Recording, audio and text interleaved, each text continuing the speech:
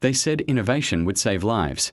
They didn't say how many it would take first. I first heard the name Lucent Biotechnologies in 2018, not from a medical journal, not from a headline, but from a woman who whispered it like a curse. Her name was Erin Waller, a senior research analyst who vanished 6 months later. By the time her apartment was opened, the windows had been painted black from the inside, the hard drives gone, and her coffee cup still warm on the desk. Erin had worked in the company's Neurovita division, a team tasked with developing biochips that interfaced with the human nervous system. Officially, the project was about restoring mobility to paralyzed patients. Unofficially, it was about control. That I was a journalist back then, chasing pharmaceutical fraud, the small scandals that fit neatly between commercials. But Lucent wasn't a company that left small scandals. It left ghosts. What started as a rumor, a faulty implant, a dead volunteer, turned into a story that consumed the next 3 years of my life. Erin Waller was brilliant, by all accounts. Top of her class at MIT. A data systems engineer who could make a supercomputer sing. Colleagues describe her as quiet, meticulous. The type who took her work home not out of ambition but because she didn't trust leaving it behind. When she stopped coming to work on March 22, 2019, Lucent's HR sent a 2-line email. Erin Waller is on an indefinite leave of absence. We wish her well. But her family never received that message. Her brother, Caleb, told me she said she found something that scared her. Something about the trial data. The trial, Project Delta, had been Lucent's crown jewel. A neural interface that promised to merge biology and computation. 2 months before Erin disappeared, one of the volunteers, a 27-year-old named Michael Hanlon, collapsed mid-session. Lucent's report called it a neurological event. The coroner's report called it massive brain hemorrhage. Erin had access to those test logs, and 3 weeks later, she was gone.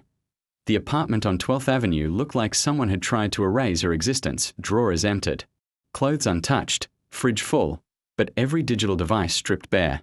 Even her router logs had been wiped manually. The only thing left intact was a single USB stick taped under her keyboard. It contained 4 audio files, each labeled with a date and a single word: truth, fear, noise, exit. The first file started with the sound of lab machinery, a rhythmic hum of ventilators and compressors. Then Erin's voice. They said the neural chip only reads brain activity. But it doesn't just read. It writes. At that moment, I paused the playback. If she meant what I thought she meant, that the implant could send data into the brain, it wasn't a prosthetic. It was a weapon. Lucent's research center sat in the middle of nowhere, 40 miles outside Denver. Fenced in, patrolled, cameras on every post. The company called it the Ark officially. The Ark was an R&D facility unofficially. It was a vault for experiments that could never survive public scrutiny. Former employees spoke in whispers about locked sublevels and NDAs that forbade even acknowledging their own existence. Point 1. Of them, a lab tech named Samantha Rhodes agreed to meet me in a motel parking lot, she said. They tested the implants on stroke victims. At first, it worked. But then they started seeing things, hearing voices that weren't theirs.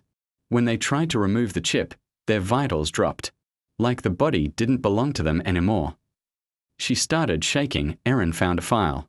Something about a control protocol. It had military encryption headers. That's when she told me, if I disappear, don't look for me. 2 months later, I received an unmarked envelope. Inside, a small SD card and a note. You were right. It's inside. The footage was timestamped 2:16 a.m. March 20th, 2019, 2 days before Erin vanished. Security camera, low angle. Flickering light. I in the frame. Erin in the lab, alone. She's typing, then stops, looks directly at the camera. She walks closer, whispers something inaudible, then pulls a small black device from her coat, a data drive. She places it in a sample freezer. Then the lights go out. When they return, she's gone. The timestamp kept running until 3:04. When 2 men in suits entered the frame, they open the freezer, take the drive, and leave. That was the last time anyone saw Erin Waller alive. By mid-2020, Project Delta had quietly vanished from Lucent's website. The company pivoted to neural health initiatives and began scrubbing records of their previous trials, but the whistle didn't stop blowing. Anonymous emails started leaking fragments of Delta's internal documents, test protocols, incident logs. Even one redacted death report .1 phrase appeared repeatedly in the metadata, cognitive realignment procedure. I contacted a neurologist from Johns Hopkins to interpret it. He read the lines, frowned, and said, "That's not medical terminology. That's conditioning." By then, I wasn't investigating anymore. I was being watched. My emails glitched. My calls echoed back seconds later. One night, my car alarm went off, but when I looked, no one was there. Another night, I woke up to find the front door of my apartment slightly open. I started keeping a voice recorder under my pillow. The first thing it captured wasn't a sound. It was static, then, faintly, a whisper, "Stop digging." A year later, Lucent announced a restructuring. New name, new CEO, new ethics board, but when I looked closer, the patents remained the same, especially one filed under a shell company in Delaware. Cognitive Signal Synchronization System, patent number 11-882-546. Inventor listed. Erin Waller filed 1 week after her disappearance. Someone had used her name, or someone else had control of her credentials. Either way, Erin hadn't just disappeared. She had been erased into existence. In 2022, a video surfaced on a dark web forum, shaky, overexposed footage of a woman in a white room, repeating a phrase over and over, "I remember, I remember, I remember." The frame pans left, and for half a second, the camera catches a reflection in the glass. It's Erin, but her expression is empty, mechanical. She stops mid-sentence and turns to face the camera directly. Then the feed cuts out. Lucent Biotechnologies filed for bankruptcy in 2023. Their stock plummeted. Executives vanished, assets frozen. The official reason, ethical and operational failures. But inside court filings, buried in technical jargon, was a line that no one noticed: residual effects of the neural interface could not be reversed. Residual effects? On who? By then, I'd received dozens of messages from around the world, different names, different labs, but always the same signature in the data, Delta Protocol. The technology had survived under new aliases, SearSync, MindSpan, Neuralink X, the same structure, the same encryption headers. Lucent was gone, but its ghost lived on in every device that promised to connect the human mind. In 2024, I received one last message. It came from an encrypted address, no name, no return. The subject line read, "It's inside." Attached, a single image, a handprint burned into a steel lab door, and underneath it, in Erin's handwriting, "They didn't build it to heal us, they built it to remember us." When Lucent collapsed, the world barely noticed. One more tech giant dissolving under the weight of its own secrets.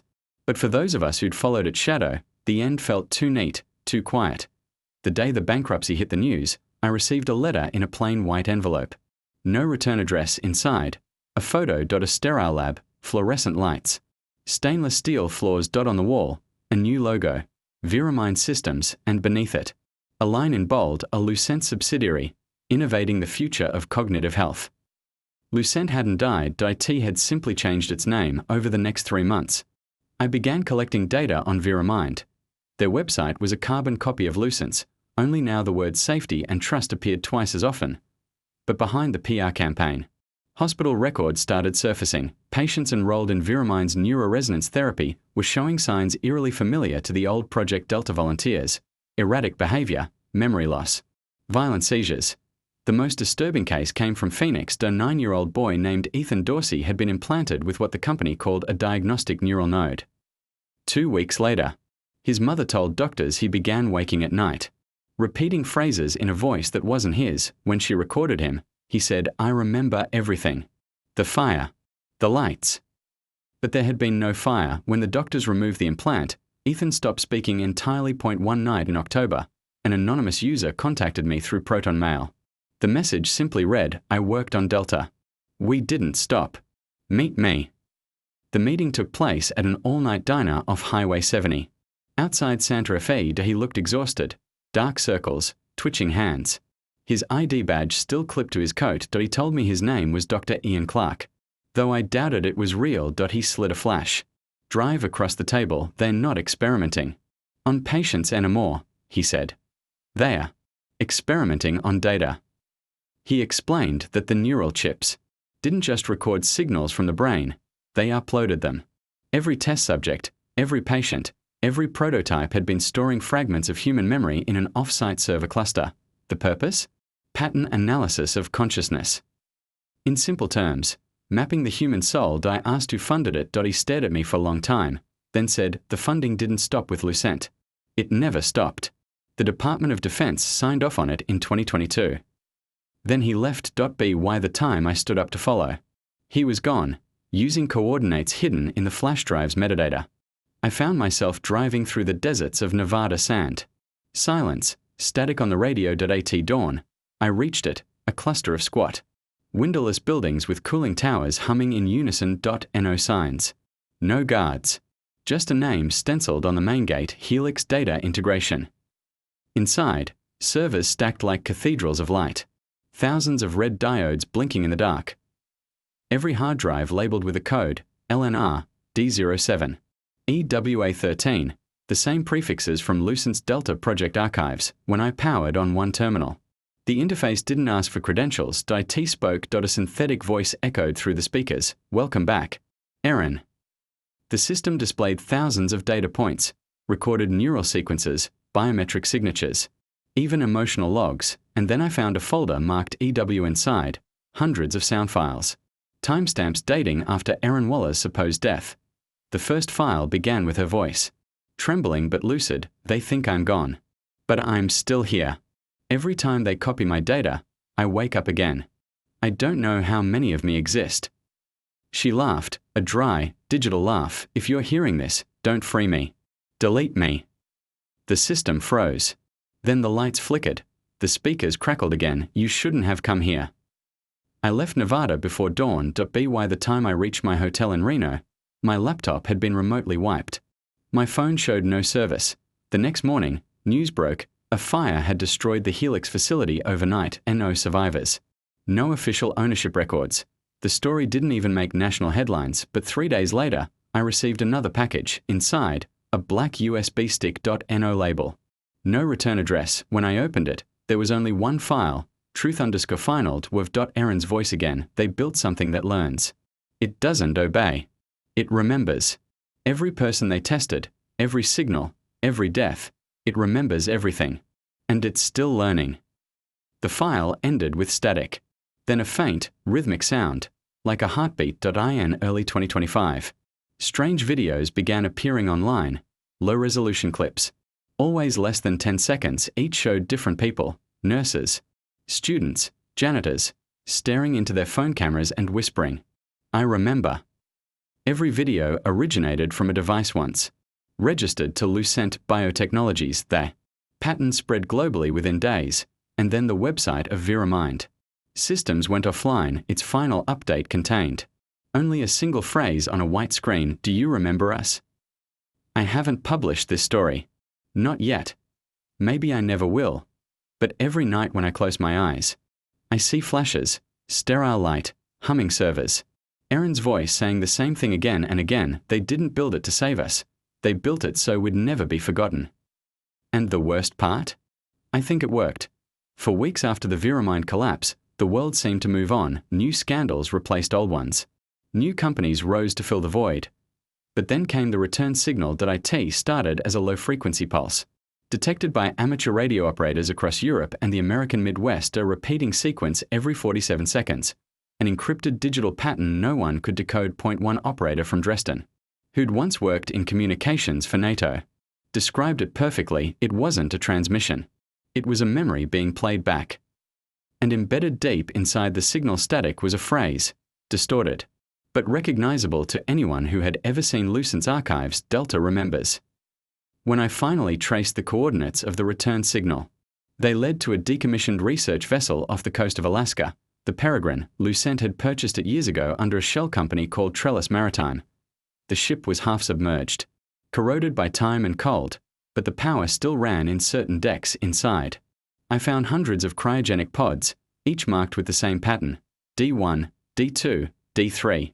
And in one of them, a face I recognized: Erin Waller, her real body, frozen in a glass tomb.